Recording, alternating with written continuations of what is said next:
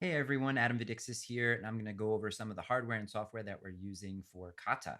So first, this is our hardware, our sensor suite, which is a headband, an EEG headband developed by a company called Muse.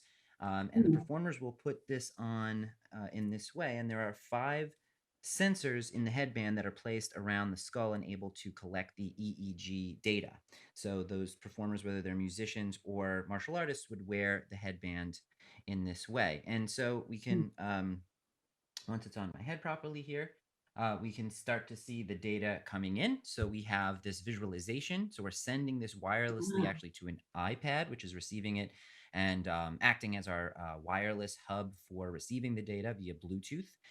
And then we're sending that wirelessly to a computer, which is collecting the data. So what we're seeing here is custom software that we have written specifically for the project in a programming environment called Max.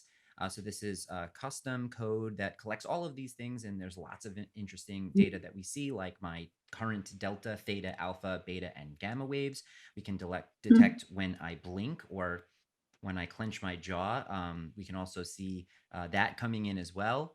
We can also visualize the data in other interesting ways. Here's some raw data mappings, but for example, here we can see the motion and position of my head via an accelerometer. So if I move my head this way, we can see those data change, as well as via a gyroscope, which says its relative position in the world.